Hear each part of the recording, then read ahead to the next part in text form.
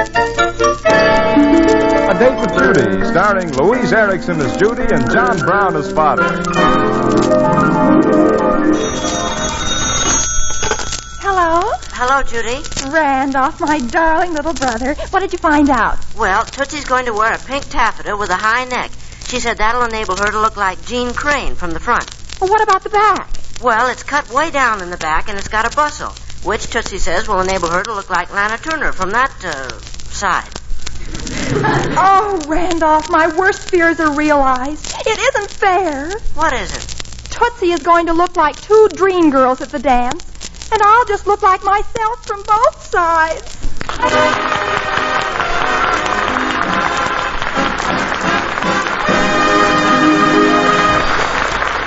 That's Judy, folks. Judy Foster, the lovable teenage girl who is close to all our hearts.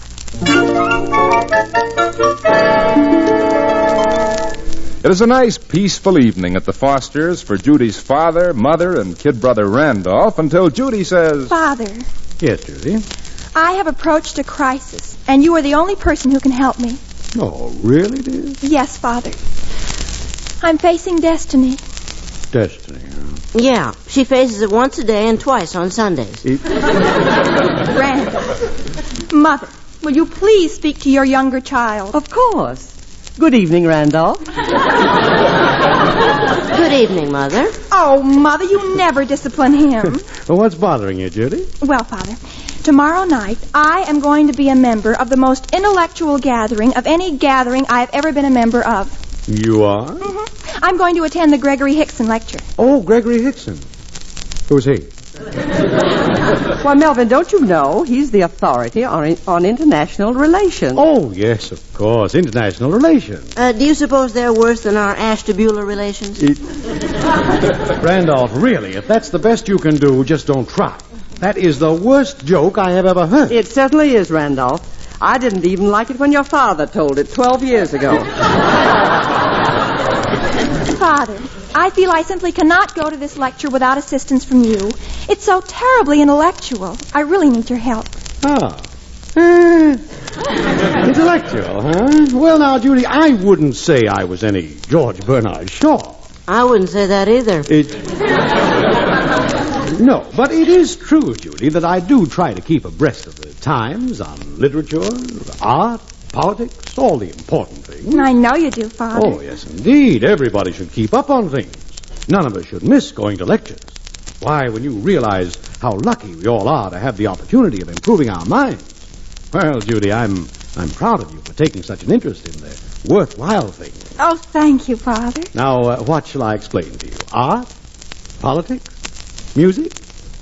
What would you like to discuss first? A red raincoat. A red raincoat? Mm-hmm. It's in the Bontown window, and it's just darling, Father. And it's just the thing to wear to the lecture tomorrow night, in case of rain. Well, it's not going to rain, and that's fine. Oh, Father. Well, anyway, Judy, if it does rain, your father can let us out in front of the auditorium, and we'll wait for him in the lobby. Yes, that's right. Wait for me? What lobby? Well, Melvin, Judy just told you. The Gregory Hickson Lecture tomorrow night at the Civic Auditorium. I thought it was Judy who was going. What's it got to do with me? Well, I bought tickets for all of us. I assumed, of course, Melvin, that you'd want to go. A man who keeps up on things like you, Father. Oh, I do. But, well, Dora, it might rain. Well, now, Melvin, a little rain wouldn't scare you, would it? How long is the lecture going to last? Well, I don't know. An hour, I guess. Oh, just an hour? Well, then, of course, I'll be glad to go. And then 2 hours for discussion. I wouldn't miss it for 2 hours for discussion? Oh, no. Oh, when you realize how lucky we are to have the opportunity... Never mind, Randy. Dora, when did you say this lecture was? Tomorrow night. Tomorrow night. Oh, tomorrow night. That's Wednesday. The day before Thursday. Oh, Dora, I am sorry, but I'm not going to be able to go after all. Oh, this is a shame. Why not, Melvin? I have a previous engagement. Which he will make as soon as possible. That's not so, Randall. You know, I told you, Dora, we were redecorating the lodge for the Benevolent Order of Bison. Yes? Well, the boys thought they could save the lodge some money if we all got together and did it ourselves. And Wednesday night is the night 4 of us are going to paint. Oh, Melvin, couldn't they get along without you? Dora, would you want me to shirk my duty? No. It's my obligation. They're counting on me. They need me. And Father needs them.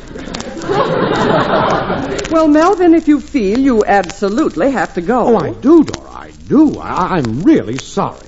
Now, you and Judy be sure to take very careful notes so you can tell me all about it. I wish I could go, too. Oh, well, cheer up, Melvin. It's such a disappointment. Well, what if you do miss one lecture? I bought season tickets, and there are 9 more in the series you can go to. Oh.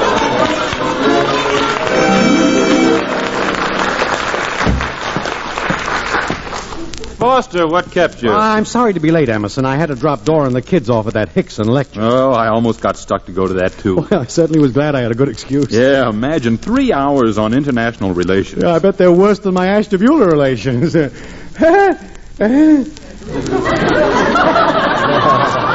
you get it, Emerson? I get it. Oh, you do? Yes. Hand me a paintbrush and I'll get to work. Foster, the darndest thing happened tonight. It did? Yeah. Nobody remembered to buy brushes. No kid. And here we all were, and our wives were all at the lecture. We thought it would be so lonesome if we all just went home and sat. And we couldn't go back and interrupt the lecture once it started. No, we couldn't do that. So the other boys are waiting for us in the card room. Foster, how did you guess?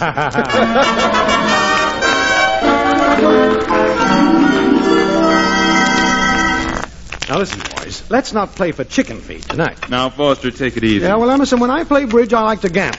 Make it interesting. Now, Whiteman? Yeah, I'm with you. How about you, Peters? You name it. Attaboy. Shall we say, an 80th of a cent?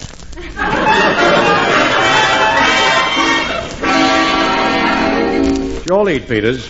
You know, fellas, I've been looking at this place tonight. It's a big room. It might take us a long time to get it repainted. You're right, Foster. How long is the lecture series? 9 weeks. I'd say it would take us about 9 weeks. That's a swell idea. One thing, though, we stick together in this. Nobody tells his wife. You're darn right. And to cinch it, we better have a penalty. Okay. What should it be? Well, I've got an idea. The guy that spills the beans has to paint the lodge all by himself. Holy mackerel. Foster, it would take a guy a month to paint it by himself. Yeah, that's a pretty steep price to pay. Well, we have to make it stiff. Well, all right. I guess so. I think that's a pretty big forfeit, but okay. Well, after all, fellows, I only suggested it for your protection, to protect you against your wives. After all, it's no problem in my house. When I want to play cards, I say to Dora, Dora, tonight I am going out to play cards. Yes, sir. Dora knows who's the head of the Foster house, sir. Oh, my gosh. What time is it? 11 o'clock. Oh, my goodness, I promised to pick Dora up at 1:45. She'll be furious. She'll never forgive me. Oh, my goodness, where's my coat? Hey, Foster, we haven't played this hand. Yeah, well, you play it for me. You're my partner. It ought to win the rubber. Now I have to get Dora. Oh, my goodness. Yes, sir. I guess Dora knows who's the head of the Foster household.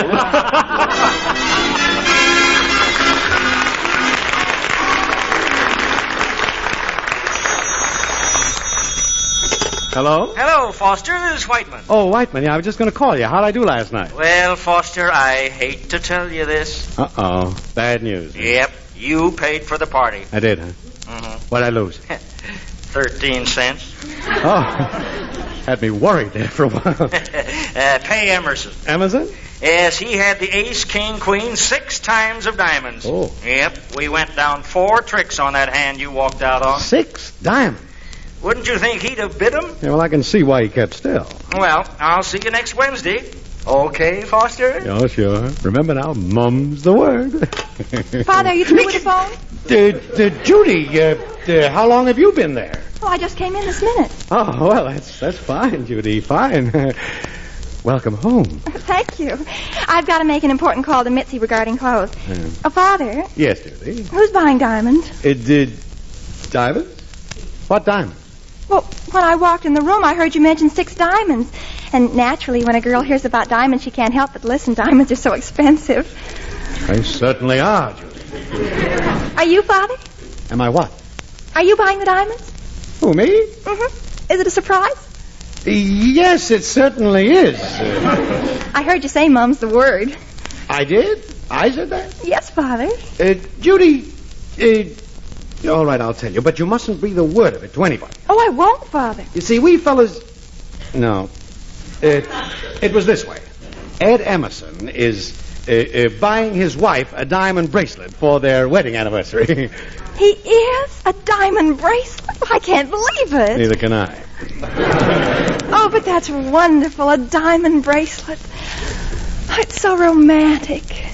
It's such an imaginative gift. It certainly is. Now, remember, Judy, not a word of this to anybody. Oh, Father, you know how I am with a secret.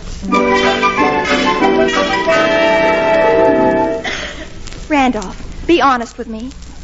Do you think I'll ever be a woman of mystery, intrigue, and exoticness? Well, to be honest with you, Judy... Randolph, I've changed my mind. Don't answer that question. Judy. Yes, Mother? I'm going out, dear. Mrs. Emerson called and wants me to drive her to the club. All right, Mother. She let Mr. Emerson take the car today. It's their wedding anniversary. Now, there's a present for you. She hasn't gone to the club in a year. I don't see why she had to pick the day to go. She probably wants to show off her diamond bracelet. Her what? Well, the diamond bracelet Mr. Emerson's giving her for their anniversary present. He is? Yes, Father told me. Only it was a secret. It certainly was. Randall, I wouldn't have said anything about it. Except that if today's their anniversary, obviously Mr. Emerson has given it to her already. So, obviously, everybody will know about it anyway. With Mrs. Emerson, obviously. Well, it's all right to tell me, Judy. You know how I am with a secret. Oh, I knew it'd be safe with you, Mother. Come on, Randolph. Where are we going? To my boudoir. I'm going to try on some new eyelashes, and I want you to tell me which length is most alluring. Oh, the things I do for you. I'll just give Mrs. Emerson a ring. Now, if she hasn't got it yet, I won't say a word. All right, Mother. A diamond bracelet. Now, that's what I call a present. My goodness, wait until the girls hear about... Hello, Mrs. Emerson. This is Dora Foster. I just wanted to tell you that I'll pick you up. Oh, Mrs. Emerson, you're crying. Oh, don't say things like that. I'm sure Mr. Emerson hasn't forgotten it's your anniversary. Well, I just happen to know that he's bought something perfectly wonderful for you. Yes, he has. Well, I got it on the best authority. Well, there's a first time for everything, even after 22 years. No, really, Judy heard it from her father, who heard it from Mr. Emerson, and just happened, accidentally, to tell me. Well, all right, but if I tell you, promise not to let on to Mr. Emerson that you know until he gives it to you. All right? It's a diamond bracelet. What do you think of that, Mrs. Emerson? Mrs. Emerson? Oh, good heavens, I think she's fainted.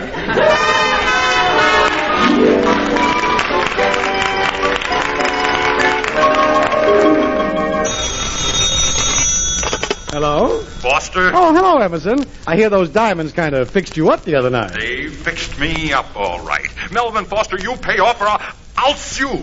All this fuss about 13 cents? No, about a diamond bracelet. Huh?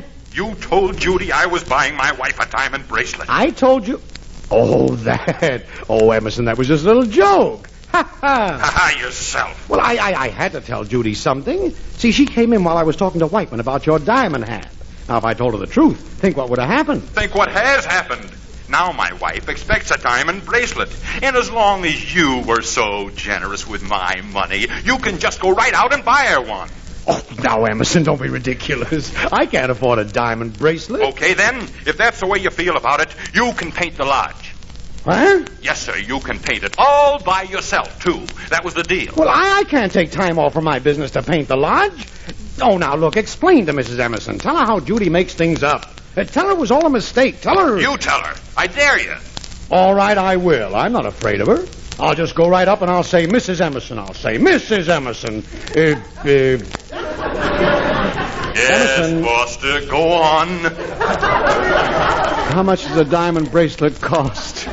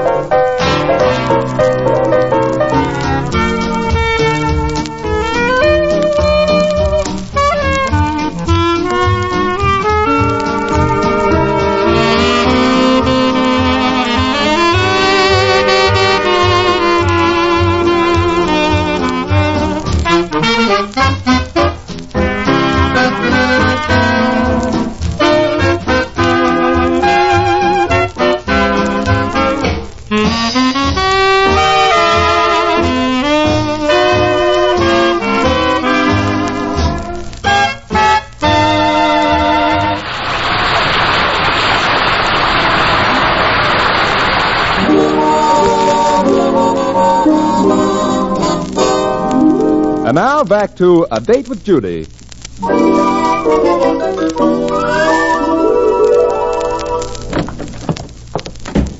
Hello, Mr. Osgood. Mr. Foster, what can I do for you?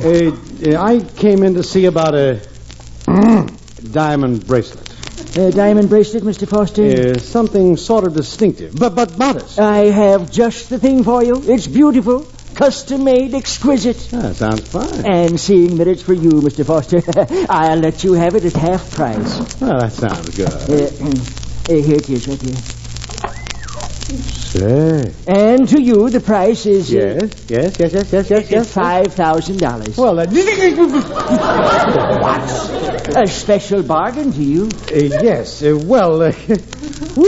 I'll tell you, Osgood, I never believe in taking advantage of anybody. I don't feel I should accept the sacrifice. Oh, now, Foster... show me something else. Something not quite so beautiful. Foster, I've shown you everything I've got in the store. I know. Now, this here is the only bracelet I have in which I could set just one diamond. Well, all right, I'll take it. Fine. Oh, say, I just happened to think. Guess what? You won't have to use one of your diamonds. I won't? No, I just remembered I've got a perfectly beautiful diamond chip in an old stick ring. A diamond chip? Yes, sir, you can put that in. Why, it'll look positively distinctive. Unique. Don't you think?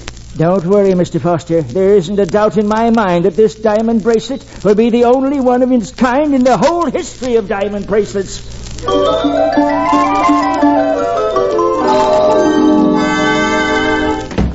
Hello, Mr. Osgood. Hello, Judy. How are you, Randolph? Oh, I'm feeling a little middle-aged today.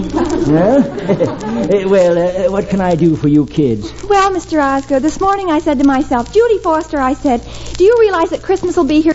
I said, My sister talks to such interesting people, Mr. Osgood. And then I said, Judy, you are so right. And just think how your whole dear family worries and worries about what to buy you for Christmas.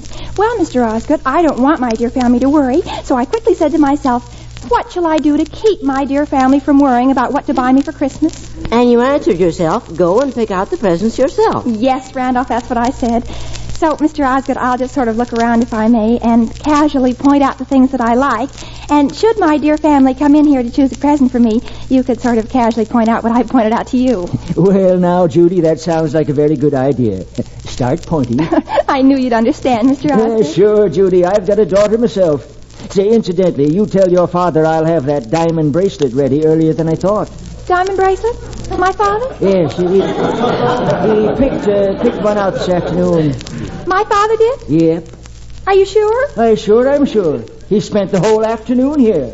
Oh, come on, Randolph. But, Judy, aren't you going to choose your Christmas present? No, there's something I have to do. Thank you for everything, Mr. Osgood. I'll see you tomorrow. Okay, goodbye, kids. Randolph, I have a horrible premonition. Well, take a glass of cold water. It'll probably go away. When Father told me Mr. Emerson was buying a diamond bracelet for Mrs. Emerson, he looked very peculiar. Oh, well, looks aren't everything. After all, Father does have a kind heart. I don't think he was telling the truth. Judy, our father? Yes, and this confirms it. Randolph, I have just added 2 and 2. What'd you get? Father is really buying a diamond bracelet for Mother. Come again? Well, certainly. He just made that up about the Emersons. But why would he do that? Well, he was afraid I'd tell Mother and spoil a surprise. It's possible. But Randolph, wasn't that silly of him? He should know how I am with a secret.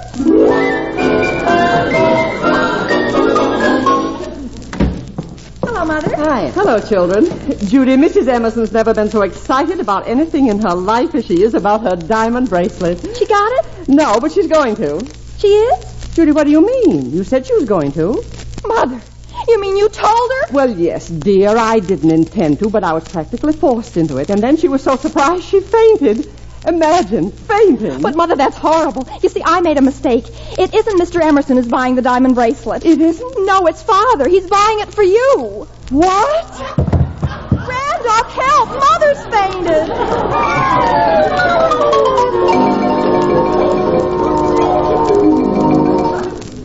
But, Judy, where would your father get the money for a diamond bracelet? Maybe he sold his stamp collection. Oh, Well, Mr. Osgood said Father bought a diamond bracelet. And who else would he buy a diamond bracelet for whom? Yes, who else for whom? Well, I still don't believe it. I don't know where you get your ideas, Judy, but this is ridiculous. I'm not going to give it another thought. All right, Mother. Judy. Yes, Mother? Do you suppose I could still get into my black lace dress? Black lace just seems to go so beautifully with diamonds.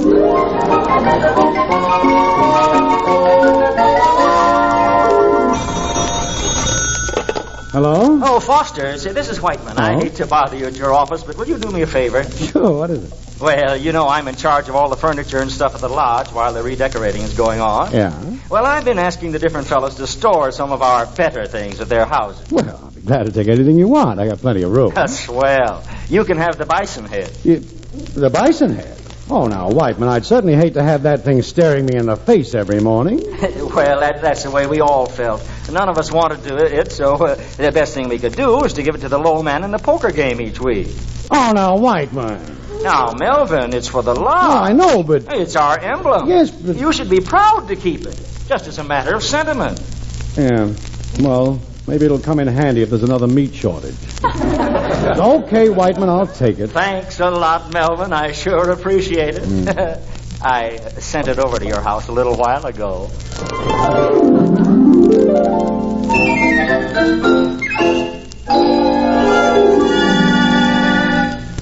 Mother, just look at the package that came for Father. It's the diamond bracelet. I just know it. Judy, in that box? Who'd ever wrap a diamond bracelet in a box that huge? Father. Yes, Mother. Why, you know how Father likes jokes. Particularly old ones. Remember the time he had my ring delivered in a barrel? Well, that's right, he did, but a diamond bracelet is such an impossibility. But Mr. Osgood said he bought one. That's what the man said. He said that. That's what the man said. Hello, everybody. Father, you're home. Randolph Father's home. Sure, it's dinner time. Mother, Father's home. I see. Hello, Melvin. How are you? I'm home. Oh, Father, we've been so eager for you to get home tonight. Well, thank you, dear. Dora, did a package come this afternoon? Yes, Melvin, it came. Dora, I feel I should explain about it. I hope you won't think it's foolish. Oh, Melvin. You see, I just couldn't refuse. After all, it was a matter of sentiment. Sentiment. Oh, Mother, I told you. Oh, Melvin. Sentiment.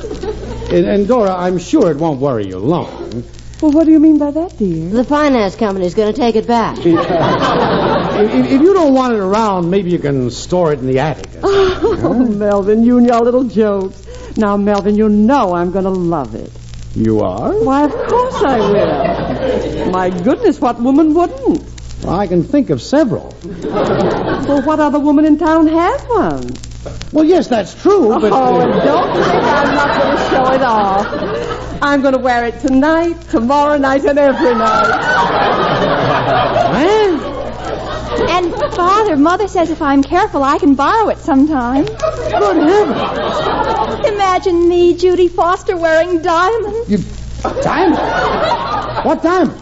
The diamonds in the package that came this afternoon. Diamonds? That's a bison head. For a bracelet? No, for the mantle. It belongs to the lodge, and I have to keep it until, for a little while. Oh, Judy, and you thought it was a diamond bracelet. A diamond bracelet? But, Mother, I really... Oh, Judy, how your imagination does run away with you. Oh, it never runs quite far enough. And I was going to wear it tonight and every night. Well, it'd certainly be something you in false faces. Well, this is the most ridiculous mix-up that this family's ever had. Melvin. Yes, Dora. Just whom did you get the diamond bracelet for? The diamond bracelet? Yes, Father. The one you got for Mr. Osgood. Mr. Osgood? Oh, Osgood. That diamond bracelet. There's so many diamond bracelets in Father's life. Well, Melvin? Yes, I didn't get that one for you, Dora. I bought it for Mrs. Emerson. What'd you say? Yeah, I picked it out for Ed Emerson to give to Mrs. Emerson. He felt he needed some help. Oh, Melvin, I'm so sorry. I should have figured that out myself. I don't know why I ever listened to Judy in the first place. After all, I know that you couldn't buy a diamond bracelet. No, of course not. Where would you get the money? Where would I? I'll get it. Now, don't look so unhappy, Melvin. Diamond bracelets certainly don't fit our budget. You know, Dora, you're certainly being swell about this. I wish I could buy you one. I know you do, dear. All right, I'll ask him. Father. Yes. Mr. Osgood's on the phone. Mr. Osgood? Yes. He says Mrs. Emerson didn't like the diamond bracelet you picked out for her one single bit. Oh, Melvin, isn't that a shame? Now she's picked out a more expensive one, and Mr. Osgood wants to make sure you're willing to pay for it. What? Oh, my. Mr. Emerson says it's your problem, Father. What do you want me to tell him? Judy, you tell Mr. Osgood your father will talk to him later. Much later. First, he's going to have a little talk with me. Oh, Dora.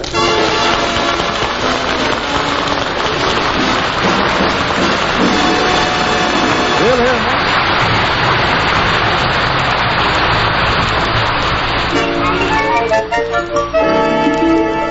Randolph. Yes, Father? Would you please ask your mother, the loveliest mother in the whole world, to please forgive me? Oh, I'd be glad to. Mother, the loveliest mother in the whole world, will you please forgive me? No, Randolph. Forgive me, your father. Oh, sorry. Mother, the loveliest mother in the whole world, will you please... Never mind, Randolph. Melvin, I don't know whether I should forgive you or not. But I've explained the whole thing, Well, Dora. it serves you right. Do you realize that you got into this whole mess just because you wouldn't go to the lecture last Wednesday night? I know, Dora. Preferring to play cards. Actually avoiding an inspirational, educational lecture for cards. Well, Dora, you're absolutely right. Of course I am. Well, there are 9 more lectures, aren't there? Yes. Well, I want you to know I'm not going to miss one single one of them. Nothing could keep me away. Absolutely nothing. Well, I should think not. My goodness, I wouldn't miss it for anything. Yeah.